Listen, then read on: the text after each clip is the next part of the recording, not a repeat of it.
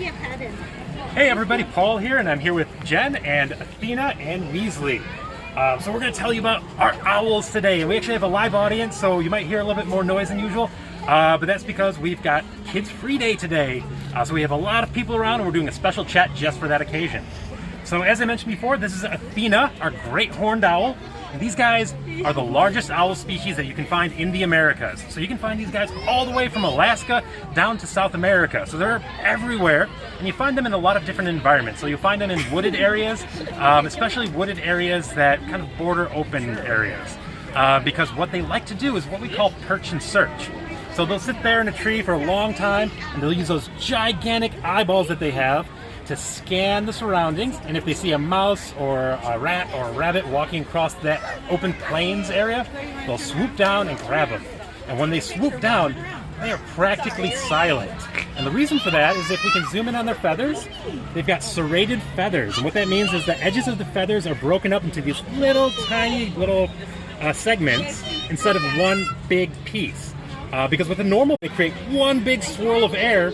And what these little things do is they break that swirl of air up into tiny, tiny little swirls, and it makes them practically silent. In addition to that, if you look at her feet are pretty much entirely covered in feathers. Everything's pretty much entirely covered in feathers except for their beak and their talons. So that helps dampen the smell, or the sound even more. But speaking of smell, they really don't have a very good sense of smell. And which is great for them because it makes it very easy for them to catch things like skunks. They're one of the only predators of skunks out there because they don't care if they get sprayed. So they'll swoop down, they'll grab a skunk, and the skunk will spray them, and they'll just carry them off. Which is really good for us because skunks are one of those animals that can overpopulate an area if they're not kept in check by animals like these guys. We call them nature's pest control. They're out there eating up, all the rats and the rabbits and the mice that would otherwise be in your house or your garden that would overpopulate if they weren't controlled by natural predators. So they're way better than using anything like, rat poisons or anything like that. Actually, we ask that if you ever have a problem with pests in your area, please don't use poisons specifically, because what happens is a rat will actually eat that poison, they'll get sick and they'll wander outside, and then the owl will see them kind of staggering around, they'll grab them, and then they can get poisoned too. So we ask that you use things like mechanical traps or humane traps, and then just maybe bring them to another area to let them go. So then I mentioned about their great eyesight. She's got these really big eyes here. I don't know if she's kind of turned away from you. But her eyes are so big, she can't really move them in their socket. So if she wants to look at something, she has to turn her whole head. And that's why people think that owls can kind of turn their head all the way around, which is not quite true. They can turn their head about 270 degrees. So not a full circle, but most of the way. But their eyes are so big that if you had eyes that were a similar size in comparison to the size of your body, they'd be about as big as oranges. So there's a lot of eyeball in there, but not a lot of room for brain in there. So they're not the brightest bird out there. We still love her, but they don't really know how to do things like build their own nests. They'll actually find cavities in trees or squirrel nests that they'll steal. And they've got the great sense of sight, and they also have really great hearing too. So you'll see that she's got these tufts of feathers up here. That's one of the reasons they're called great horned owls. A lot of times people think that those little tufts are where their ears are, but the ears are actually a little bit lower. They're down here. And they're asymmetrical, which makes it so they can kind of hear in 3D. So since the ears aren't really even and they're pointed different directions, they can tell exactly where a sound is coming from. And they can actually hear a mouse stepping on a twig from about 75 feet away. So even if they can't see a mouse, they can swoop down if that mouse is under the snow or under leaves, and she can swoop down and catch that. They can swoop down and catch that animal without ever even seeing it. They know exactly where it is. Right. So, and even though you can find these guys in this area, a lot of times you won't even know they're here. Because obviously they're nocturnal normally. She knows us and she knows our schedule, so she kind of wakes up because she knows we're bringing food and everything. But they also have this great camouflage. So if she's sitting very still and she's up against a tree, you're not really going to notice her against that tree bark. So she hides really well. One other thing I really wanted to talk about before we move over to Weasley is Athena's wing. So you can see she's got a droopy wing. That's because she's what we call a non-releasable rehab animal.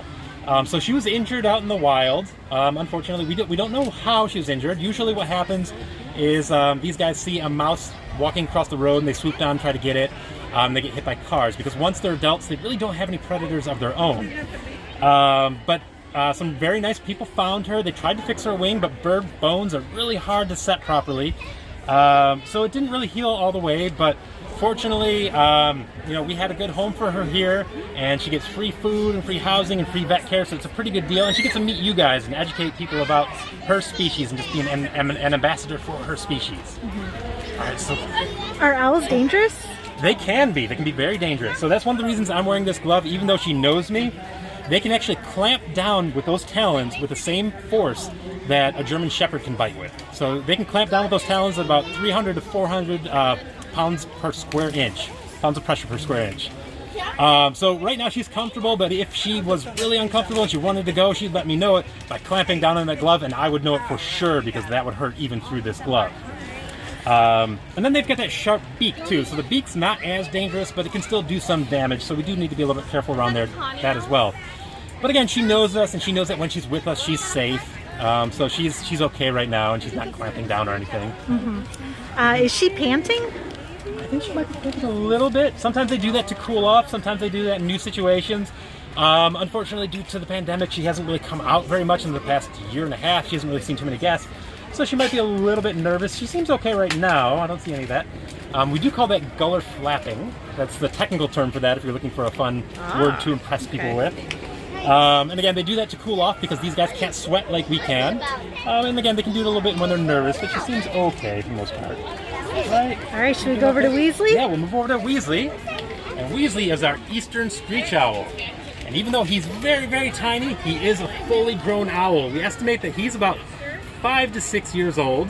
He's another non-releasable rehab animal, so we don't know exactly how old he is, but that's about what we estimate him at. So eastern screech owls are another species that you can find around here.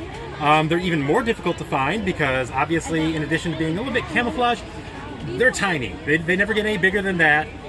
So they hide pretty much all day, and then they come out in the evening hours. So Weasley is a red phase screech owl. These guys also come in what we call a gray phase screech owl, and the phases really depend on what the trees are like in the area that they're at. So where there's more hardwood trees, you'll find more of the gray phase. Where there's more pine trees, you'll find more of the red phase. In Illinois, we have both. We do have more red phase than gray phase, but they're the exact same species. And again, even though Weasley is very, very tiny, he is a mighty predator. So he's got those big talons. They can't really clamp down with the same pressure that Athena can. Oh, I'm going to move Athena a little further. Weasley can see her. Weasley can still hunt things like mice and insects and other birds even. So what exactly do owls do?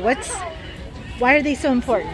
So what I always call owls is I call them nature's pest control. So without owls, we would have just mice and rats and rabbits just running around all over the place. And while we love rabbits and we love all species play their part in the ecosystem, if there's an overabundance of any of those species, it's really bad for everybody, including the mice and the rats and the rabbits themselves. So these guys keep those populations in check just by doing what they would do naturally. And they're very eco-friendly too. It's a very green way of pest control, just having these guys in your area. And if you want to encourage screech owls to come into your area, you can actually build them nest boxes. There are plans online, and you can encourage them to show up in your backyard and take care of some of those pests. Now, if someone were to find an injured owl, or say they unfortunately do hit an owl with their car, yes, what do they do? So I would contact a licensed wildlife rehabilitator. That's the first thing you want to do because they will be able to either take the animal from you, or they will be able to direct you to the proper person to bring them to, whether it's a wildlife center or another rehabber in a different area. It's very important that they get the care that they need right away, because if you're able to approach an owl, something is obviously wrong. And never try to grab an owl with your bare hands. Always call that licensed wildlife rehabilitator first before you do anything.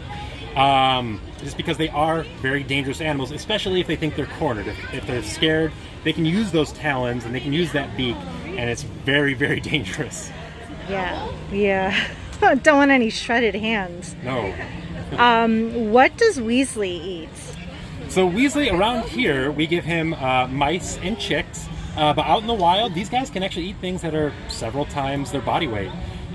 So they'll eat mice, they'll eat chipmunks, they'll eat snakes if they can find them. Sometimes they eat insects, like cicadas or grasshoppers or things like that.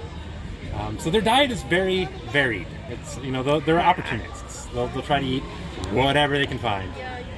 Now, if somebody wanted to find an owl in the wild, just to birdwatch, you said they're very well camouflaged. Yes. So, how could someone spot an owl The in best the thing wild? to do is to listen for them.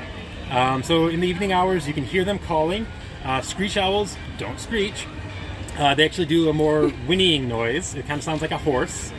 And then I would look up online all the owls that are in your area and start listening to those owl calls. I can't really reproduce any. I'm not good at that, unfortunately.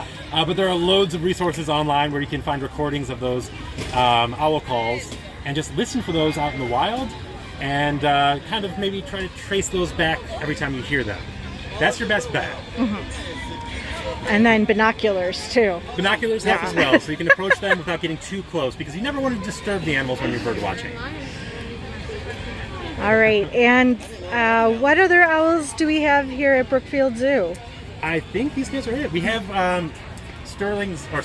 have Weasley's buddy, Sterling, who's a gray-faced screech owl.